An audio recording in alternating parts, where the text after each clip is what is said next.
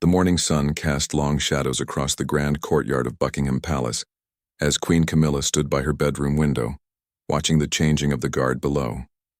Her fingers trembled slightly as she held a small, worn photograph of her childhood home in the countryside.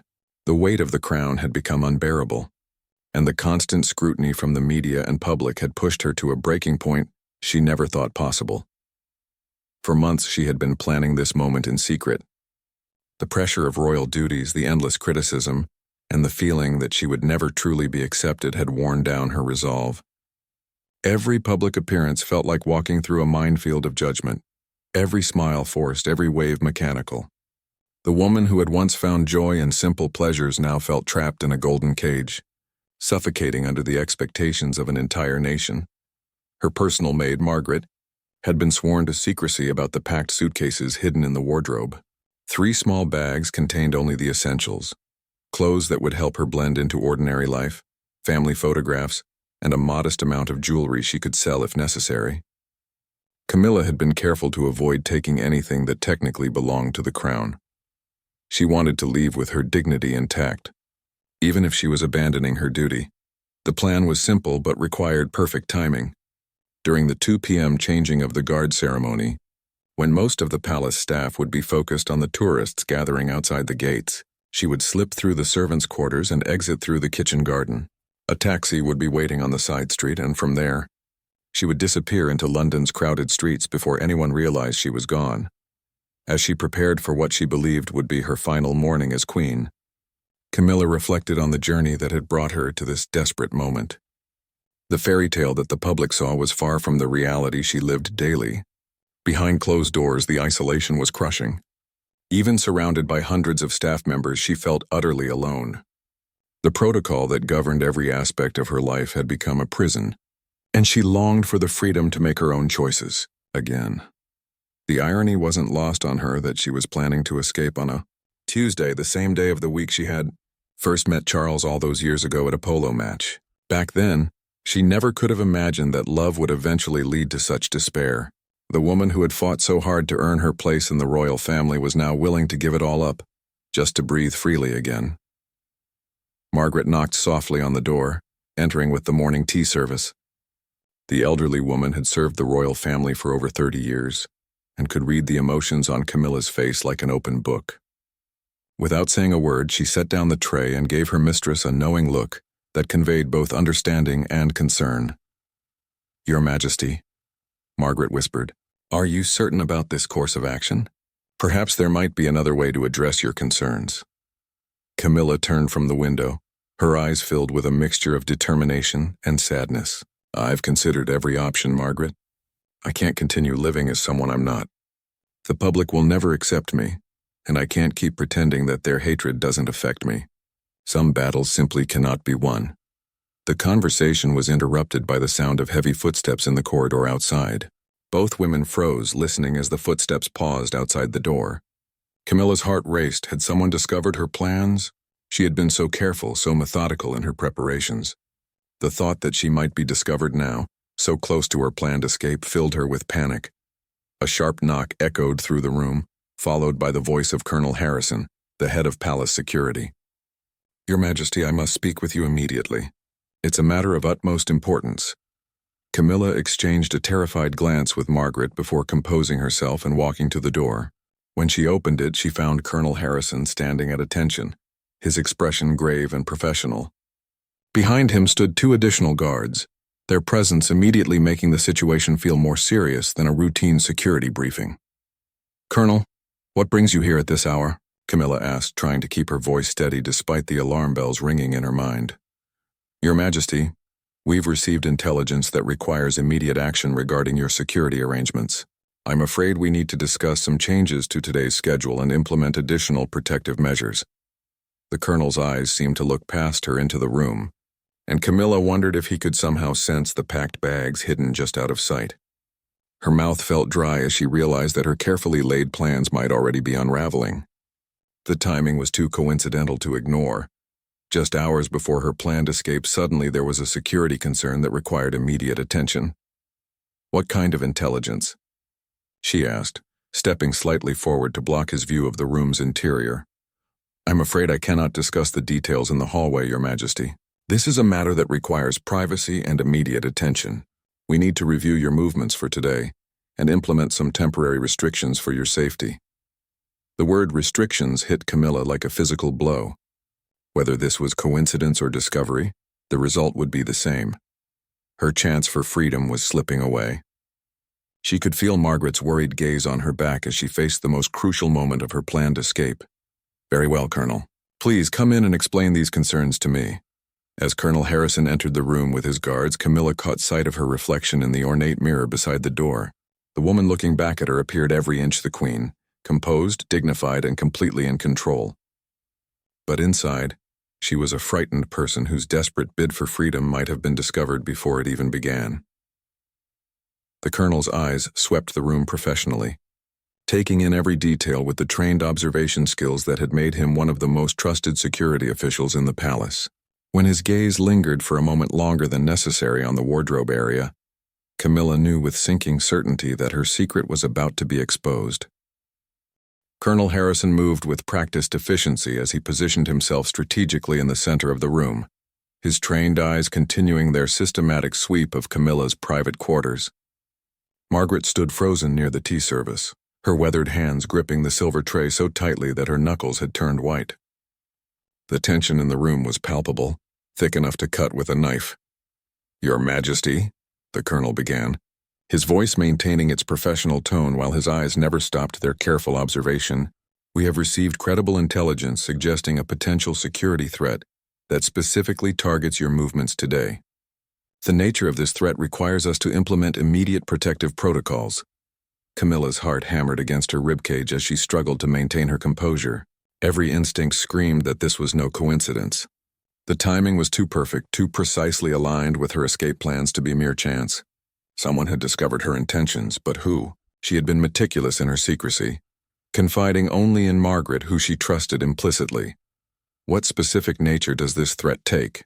Camilla asked, proud that her voice remained steady despite the chaos in her mind. "And what protective measures do you deem necessary?" The colonel exchanged a meaningful glance with one of his subordinates before responding.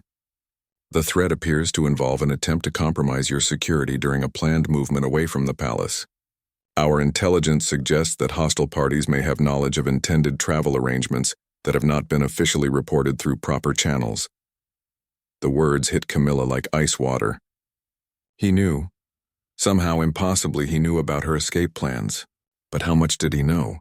Was this a complete exposure of her intentions, or was there still some small chance that she could salvage the situation? Her mind raced through possibilities, searching for any explanation she could provide that might deflect suspicion. "Colonel, I'm afraid I don't understand what you're suggesting," she said carefully. "My schedule for today involves only routine palace duties and a brief garden walk this afternoon. Perhaps your intelligence sources have been misinformed." The colonel's expression remained unchanged, but there was something in his eyes, not accusation, but a kind of professional sadness that made Camilla's stomach twist with dread.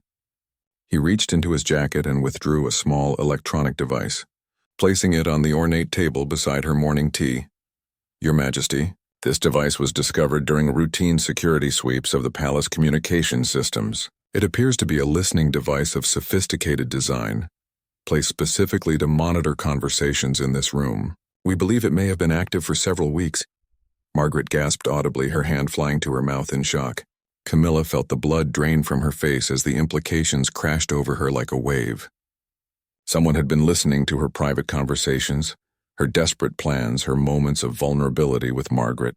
The violation felt more intimate and terrifying than any physical threat. "Who would do such a thing?" Camilla whispered, genuine horror replacing her earlier fear of discovery. "And how long have they been listening?" "We're still investigating the source, Your Majesty, but the sophistication of the device suggests professional involvement. More importantly, we have reason to believe that information gathered from this surveillance may have been shared with parties who intend to use it against the crown." The room seemed to spin around Camilla as she sank into the nearest chair. Her escape plans, her private doubts, her conversations with Margaret about her unhappiness, all of it had been recorded, analyzed, and potentially weaponized against her.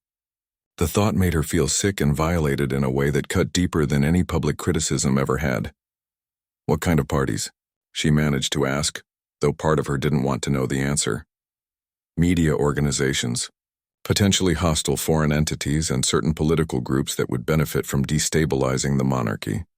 The colonel replied grimly, "Your Majesty, I must be direct with you. We have intercepted communications suggesting that there may be an attempt to either prevent your departure from the palace today or to document it in a way that would cause maximum damage to the crown's reputation." Margaret stepped forward, her loyalty overriding her fear. "Your Majesty, perhaps now would be appropriate to share your true concerns with the colonel. He may be able to help address the underlying issues that have brought us to this difficult moment." Camilla looked at her faithful servant with a mixture of gratitude and despair. The older woman was trying to give her an opportunity to tell the truth before it was discovered through other means. But admitting her escape plans now felt like signing a confession of guilt, acknowledging that she was weak and unfit for her role. The colonel seemed to understand the dynamic playing out before him. His expression softened slightly as he took a step closer to where Camilla sat. "Your Majesty, my primary concern is your safety and security. Whatever personal decisions you may be contemplating, my job is to ensure that you are protected from those who would exploit your private moments for their own gain." "You know about the bags," Camilla said quietly, not making it a question. There was no point in denial anymore. "Yes, Your Majesty. We know about the packed luggage, the taxi arrangements, and the plan to leave during the changing of the guard ceremony. But more importantly, we know that this information has been compromised and is likely to be used against you." Camilla closed her eyes, feeling the weight of failure settling over her like a heavy blanket. Her desperate bid for freedom had not only failed, but had potentially created a crisis that could damage the entire monarchy. The irony was devastating. In trying to escape the pressures that were destroying her, she had inadvertently created a situation that was infinitely worse. "What happens now?" she asked, opening her eyes to meet the colonel's gaze directly. "Now we work together to turn this situation to our advantage," he replied, surprising her with his response. "Your Majesty, running away would not solve your problems. It would only create new ones for everyone involved. But there may be other ways to address the concerns that led you to this point, while protecting both you and the institution you represent." The colonel moved closer, his voice taking on a more personal tone. "The crown has survived many crises throughout history by adapting to challenges rather than retreating from them. Perhaps it's time to consider a different approach to the pressures you're facing." The revelation that her most private moments had been under surveillance sent shockwaves through Camilla's already fragile state of mind. She stared at the small electronic device on the table as if it were a venomous snake, its innocent appearance masking the devastating breach of privacy it represented. The walls of her sanctuary, the one place where she had felt safe to express her true feelings, had been violated by unknown enemies. Colonel Harrison gestured to one of his subordinates, who immediately began a more thorough sweep of the room with specialized detection equipment. The soft beeping and electronic whirring filled the uncomfortable silence as Camilla tried to process the magnitude of what she had just learned. Every private conversation with Margaret, every tear shed in frustration, every moment of doubt and despair, all of it had been recorded and analyzed by people who wished her harm. "Your Majesty," the colonel continued, "we believe the surveillance began approximately 6 weeks ago, coinciding with increased media speculation about tensions within the royal family. The placement and sophistication of the device suggests someone with intimate knowledge of the palace layout and access to your private quarters." Margaret's face had gone ashen at this revelation. As the person responsible for maintaining Camilla's private spaces, she felt personally violated by the breach. "Colonel, how is such a thing possible? The security measures in the palace are supposed to prevent exactly this kind of intrusion.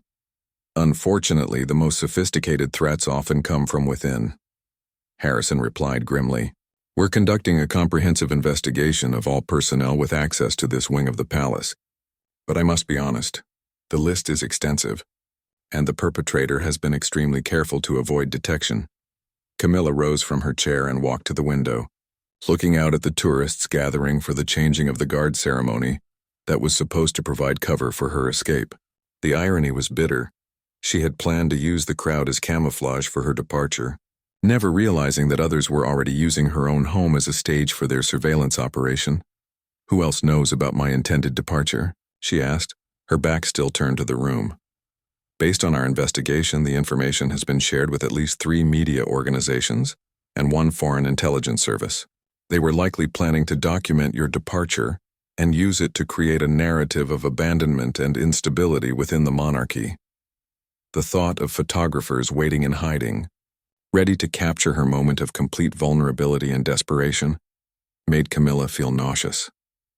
She could already imagine the headlines, the analysis, the endless speculation about her mental state and fitness for the crown. Her attempt to escape public scrutiny would have resulted in the most intense media attention of her entire life. "There's more, Your Majesty," the colonel added, his tone growing even more serious.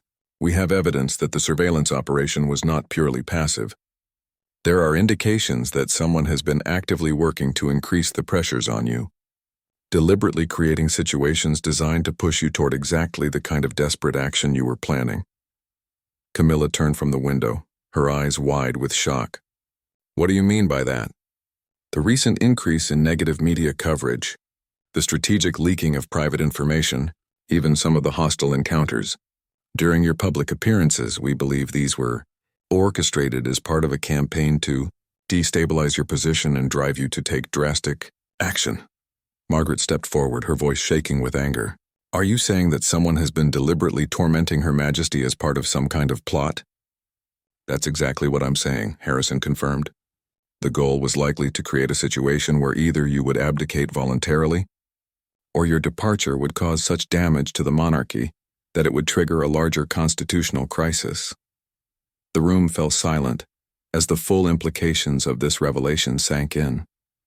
Camilla felt a complex mixture of emotions: relief that her suffering had not been entirely self-inflicted, anger at being manipulated so expertly, and a growing determination not to let these unknown enemies succeed in their goals.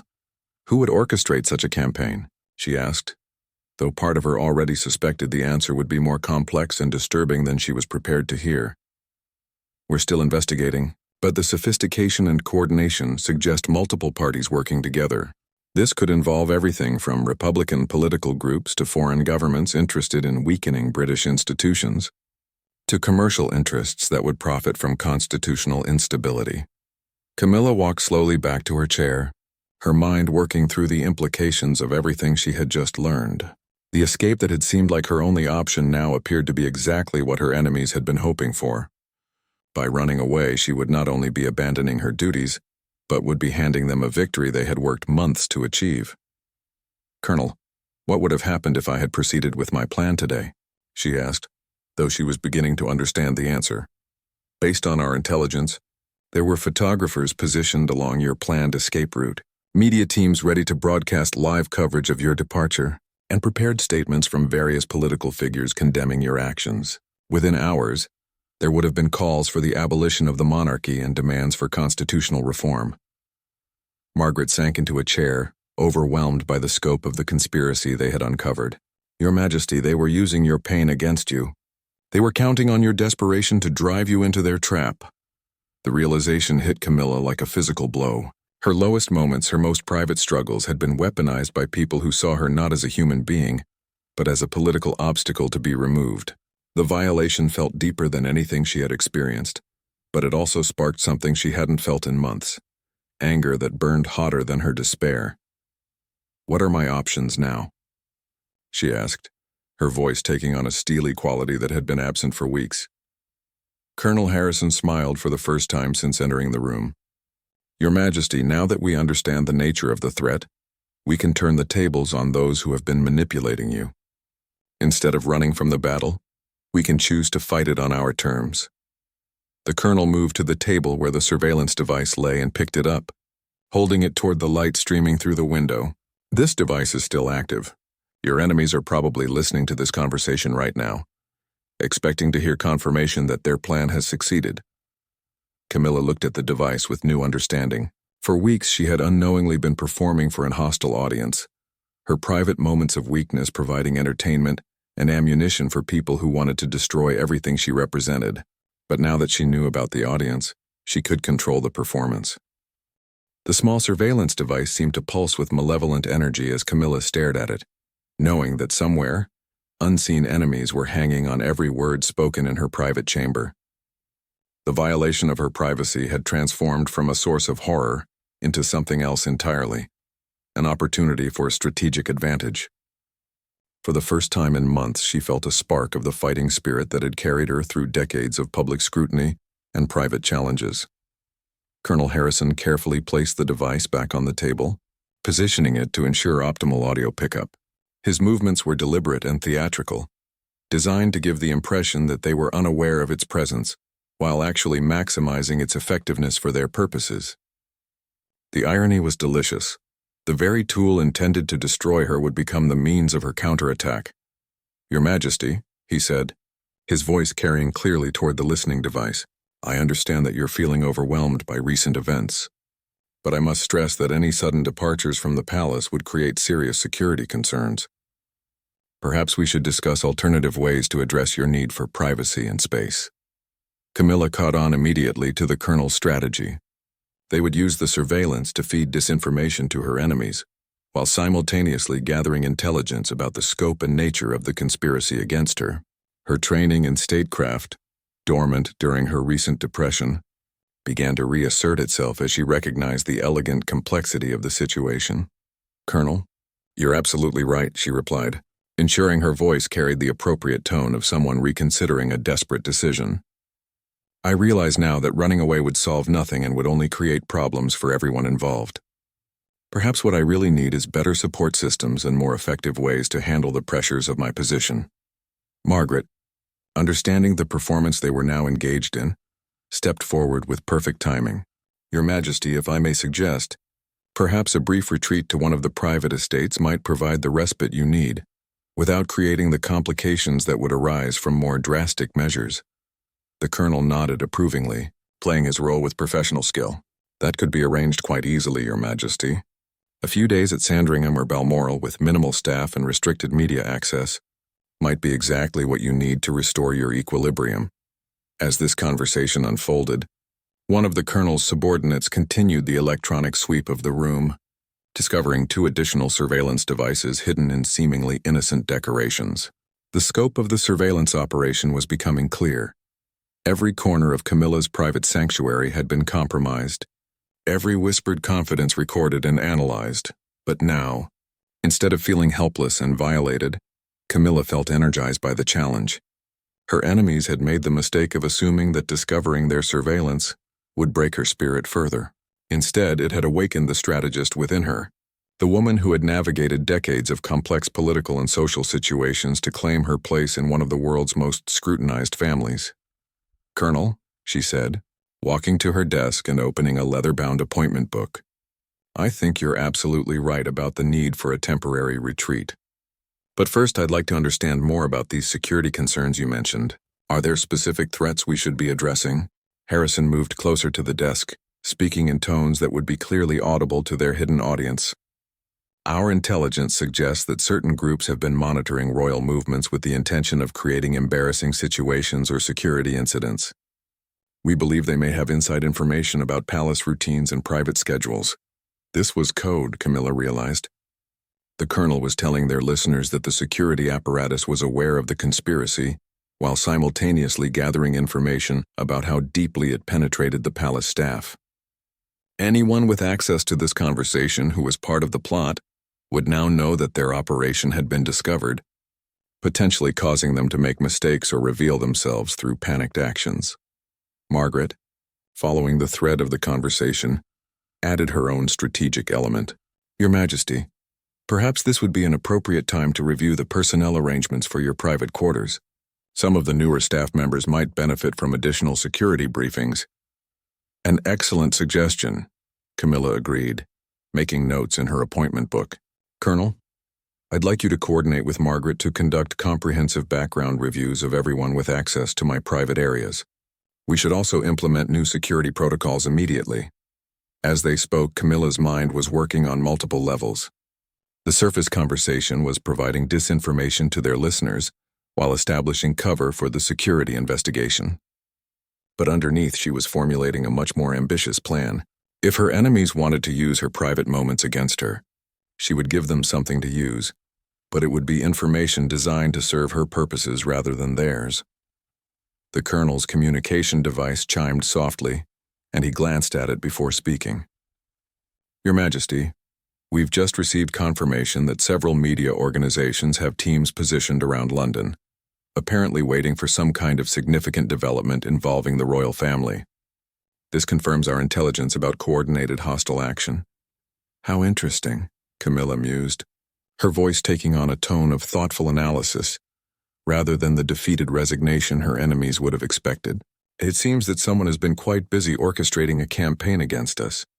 I find myself curious about the scope and coordination of such an effort. She moved to the window again, but this time her posture was different, straighter, more confident, radiating the authority that came naturally to her when she wasn't being crushed by despair and isolation. The tourists below were still gathering for the changing of the guard, but now she saw them differently. Instead of cover for her escape, they represented the public she served, the people whose respect she could still earn if she played this game correctly. Colonel, I want you to arrange a press conference for this afternoon, she said decisively. It's time to address some of the speculation and rumors that have been circulating. The public deserves to hear directly from me about my commitment to my duties and my plans for the future. The silence that followed her announcement was electric with tension. Through the surveillance devices, her enemies would be hearing not the broken woman they had expected, but a queen preparing to take control of the narrative they had tried to write for her. The transformation was deliberate and dramatic, designed to unsettle those who had been counting on her continued vulnerability. Margaret smiled with genuine pride and relief as she witnessed the return of the strong, determined woman she had served faithfully for years. Your Majesty, what would you like the focus of this press conference to be? Transparency, Margaret. It's time to discuss how external pressures and coordinated campaigns can affect even the most private individuals, and how important it is to have strong support systems and security measures in place to protect against such attacks. Camilla's voice was steady and purposeful. I think the public will be very interested to learn about the sophisticated methods being used to manipulate and destabilize British institutions. The transformation in the room was palpable as Camilla's strategic mind fully engaged with the challenge before her. The surveillance devices that had been instruments of her torment were now becoming tools of her counteroffensive. Every word spoken would reach her enemies within minutes, and she intended to use that direct communication. Channel to maximum advantage, Colonel. Harrison's communication device buzzed with increasing frequency as reports flowed in from other parts of the palace and from external surveillance teams. The scope of the conspiracy was becoming clearer with each update, revealing a network of coordinated activities that extended far beyond simple media manipulation. Your Majesty, he said, reviewing the latest intelligence, we're now tracking at least 12 separate media teams positioned throughout London. 3 foreign intelligence operatives who have been monitoring palace communications, and evidence of financial transactions linking several seemingly unrelated political organizations. Camilla nodded thoughtfully, continuing to make notes in her appointment book while ensuring her voice remained clear for their hidden audience. The sophistication of this operation suggests significant resources and coordination. I find myself wondering what the ultimate objective might be, beyond simply causing me personal distress. Based on our analysis, Harrison replied, the goal appears to be creating a constitutional crisis that would force significant changes to the monarchy's role in British society.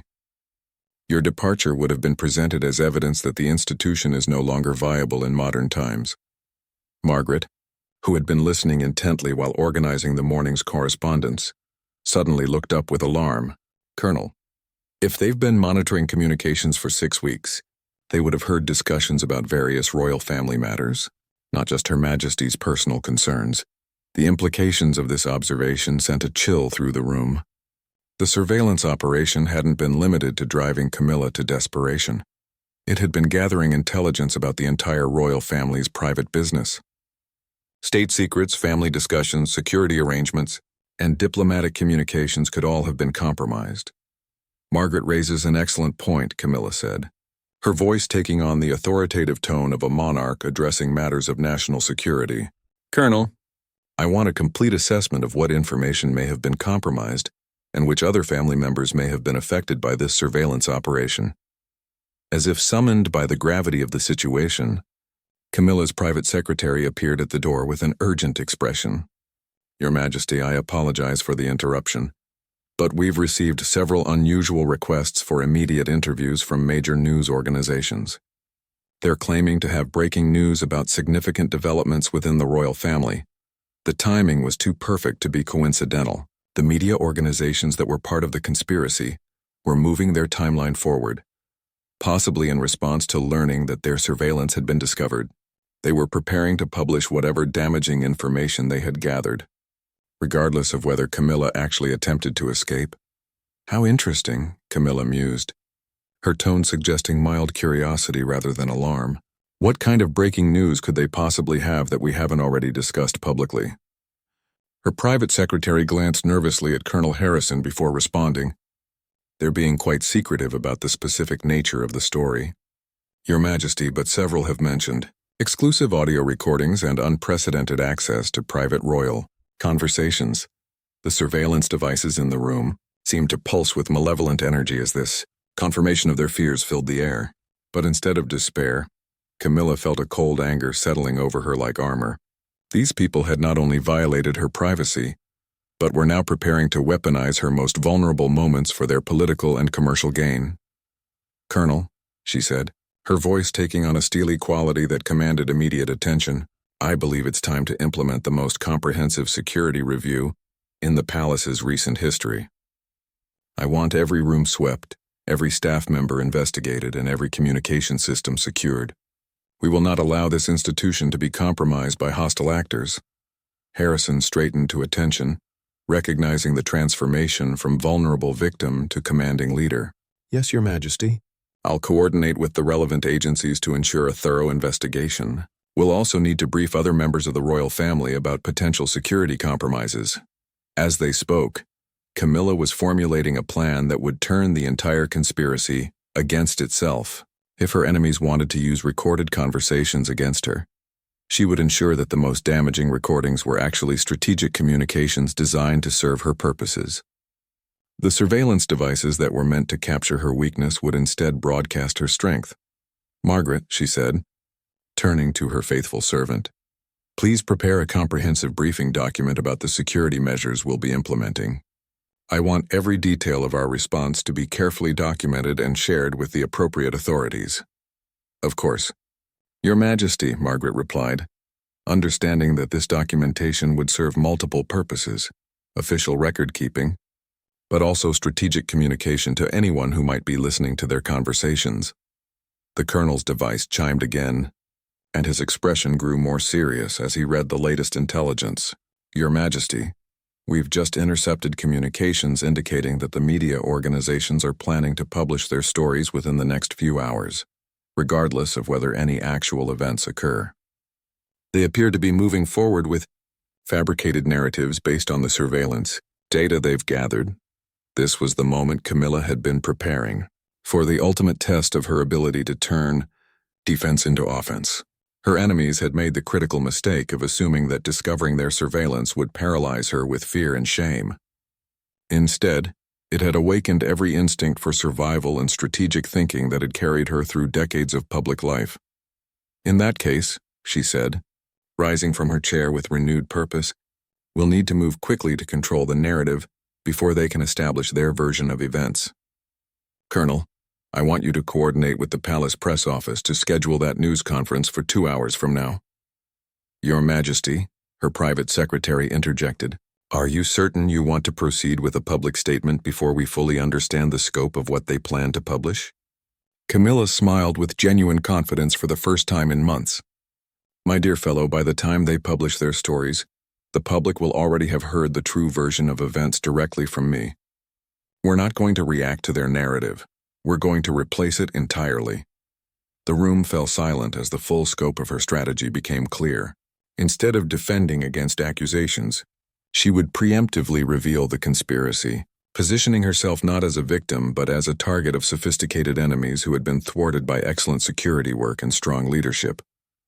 Colonel, she continued, I want representatives from MI5 present at the news conference to discuss the security implications of this surveillance operation. The public needs to understand that this wasn't just an attack on me personally, but on British institutions and national security. Margaret beamed with pride as she witnessed the complete transformation of the woman she had watched suffer in isolation for months. Your Majesty, shall I arrange for the luggage to be returned to storage? It seems you won't be needing it for travel after all. Actually, Margaret, Camilla replied with a slight smile, keep it packed. After we finish dealing with this situation, I think a brief retreat to Balmoral might be exactly what I need. Not as an escape, but as a well-deserved respite after defending the crown against a sophisticated attack.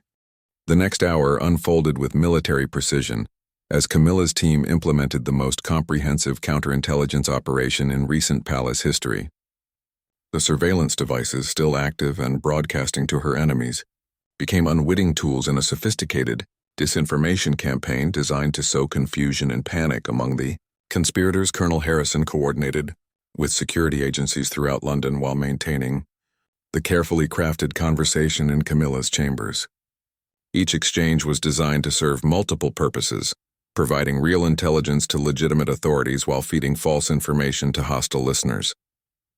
The complexity of managing these multiple audiences required skills that Camilla hadn't fully utilized since her early days navigating the treacherous waters of royal politics.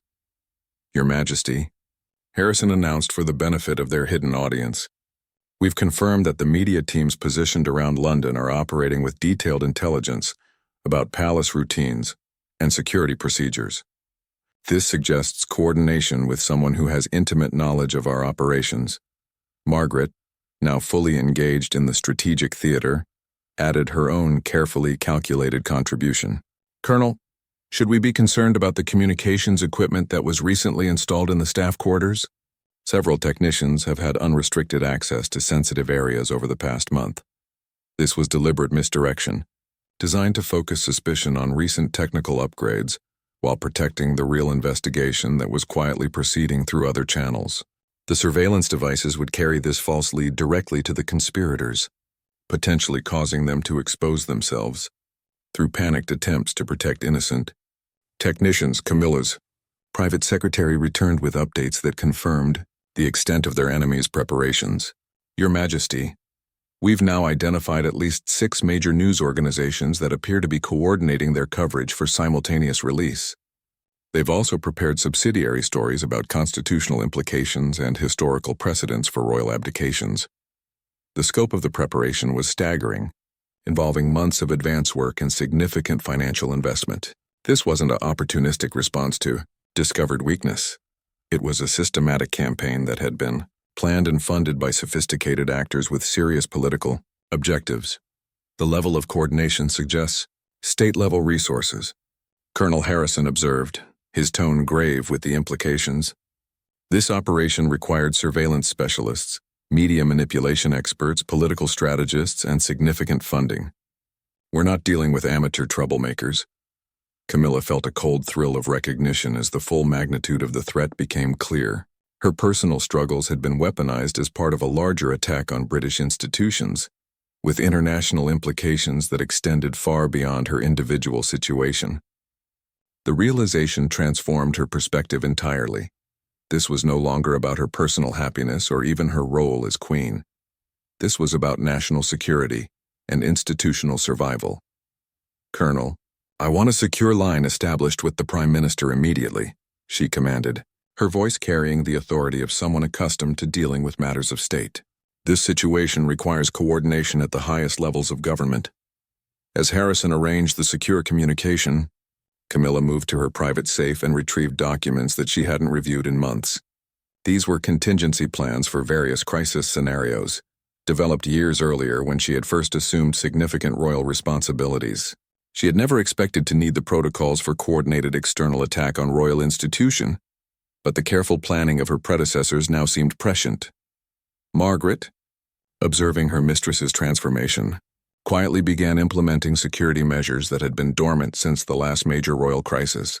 Decades earlier, the palace had protocols for everything from natural disasters to political upheaval, and many of these procedures were now being activated for the first time in living memory. Your Majesty, Harrison announced. The Prime Minister is standing by on secure line. Camilla took the encrypted phone with steady hands, her earlier desperation completely replaced by focused determination. Prime Minister, I'm calling to brief you on a developing national security situation involving coordinated surveillance and media manipulation targeting the monarchy. The conversation that followed was classified, but the surveillance devices in the room captured Camilla's side of the discussion, providing her enemies with carefully selected information designed to increase their panic and confusion. References to international coordination, state-level resources, and counterintelligence operations would reach hostile listeners within minutes, potentially causing hasty decisions that would expose additional elements of the conspiracy. While this high-level coordination proceeded, teams of security specialists were conducting the most thorough sweep of the palace in its modern history. Advanced detection equipment revealed surveillance devices in locations throughout the building, some of which had been active for months. The scope of the breach was unprecedented, but so was the opportunity it provided for counterintelligence operations. Your Majesty, one of the technical specialists reported, we've discovered a sophisticated network of interconnected devices that were designed to provide comprehensive coverage of royal family activities. The installation required extensive planning and multiple points of access over several months. Margaret shook her head in amazement at the audacity of the operation. To think that people were walking through these halls violating our most private spaces while pretending to serve the crown. It's a betrayal that cuts deeper than any public criticism ever could. But Camilla was already thinking beyond the betrayal to the opportunities it created. Colonel, these devices are still transmitting, correct? Our enemies are still listening to everything we say. Yes, Your Majesty. We've maintained their operational status to avoid alerting the surveillance network that we've discovered them. A slow smile spread across Camilla's face as the final elements of her strategy crystallized. Then they're about to receive some very interesting information about our response to their operation. She moved to the center of the room, positioning herself for optimal audio pickup by all the surveillance devices. When she spoke, her voice carried the unmistakable authority of a monarch addressing matters of national importance. Colonel Harrison, please ensure that all relevant authorities are aware that we have identified the surveillance network and are implementing active counterintelligence measures. The media organizations involved in this operation should be advised that their sources have been compromised and that continuing to proceed with publication based on illegally obtained information will result in serious legal consequences. The silence that followed was electric with tension. Through their network of surveillance devices, her enemies were hearing not the collapse they had orchestrated, but the beginning of their own exposure and defeat. The woman they had tried to break was not only fighting back but was doing so with the full resources of the British state behind her. Furthermore, Camilla continued, please coordinate with international allies regarding the foreign intelligence elements involved in this operation. It appears that certain parties may have seriously underestimated the resolve of British institutions and the consequences of attacking them. Margaret couldn't suppress a smile of fierce pride as she witnessed this masterful display of strategic thinking under pressure.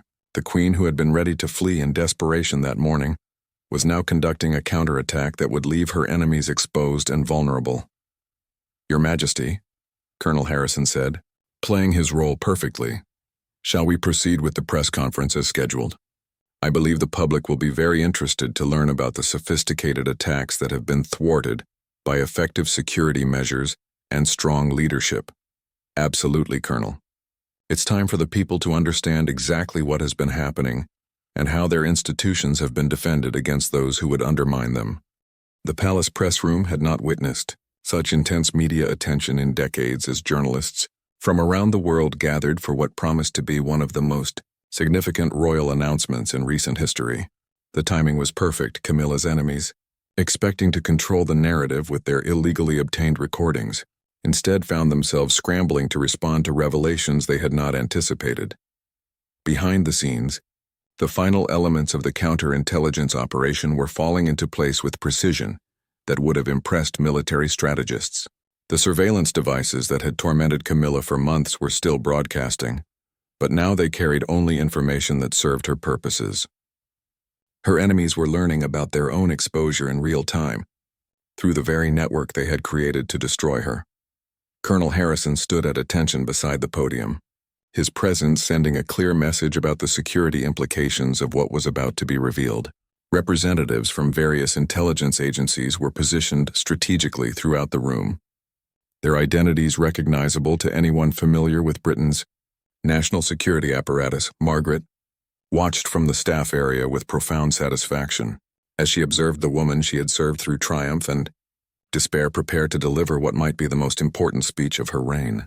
The transformation from desperate victim to commanding leader had been remarkable to witness, but Margaret recognized that it had simply revealed qualities that had always existed beneath the surface. When Camilla entered the press room, the atmosphere was electric with anticipation. Her bearing was regal without being distant, authoritative without appearing aggressive. She had chosen her outfit carefully, a deep blue suit that conveyed both strength and approachability, jewelry that reflected her position without ostentation. "Ladies and gentlemen," she began, her voice clear and steady, "I stand before you today to address a matter of national security that has profound implications not only for the monarchy but for British institutions and democratic values." The opening immediately established the gravity of the situation while positioning the revelations within a framework of national rather than personal interest. This was not a defensive response to personal attacks but a report from a head of state about threats to national security. Over the past several months, sophisticated surveillance operations have been conducted against the royal family, with the apparent goal of destabilizing British institutions and undermining public confidence in constitutional government.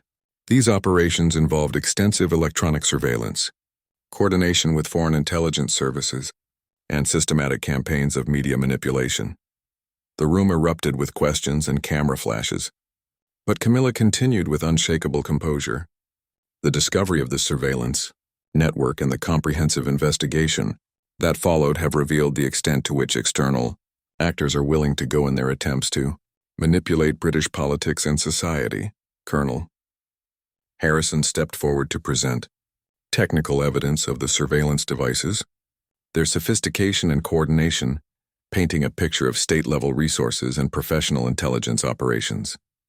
The visual evidence was devastating, tiny, expensive devices that could only have been placed by people with intimate access to the palace's most secure areas.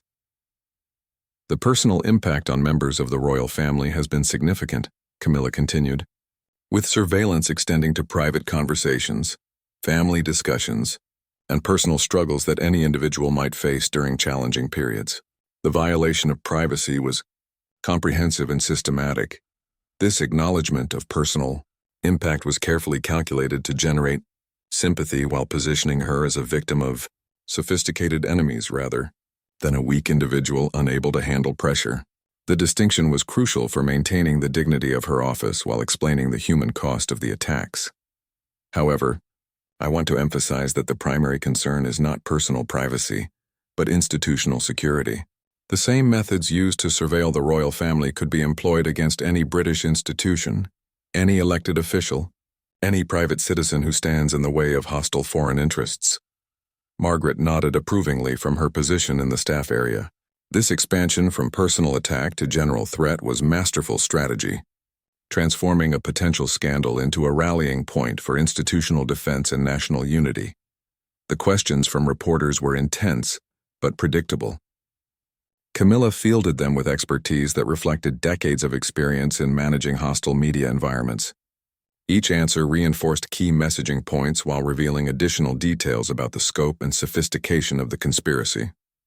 "Your Majesty," one persistent journalist asked, "there are reports that you were planning to leave your position. How do you respond to suggestions that you were considering abdication?" Camilla's response was immediate and unequivocal. The surveillance operation was specifically designed to create situations that would drive members of the royal family toward desperate actions. The ultimate goal was to trigger a constitutional crisis that would serve the interests of those who wished to undermine British institutions. She paused, allowing the implications to sink in before continuing.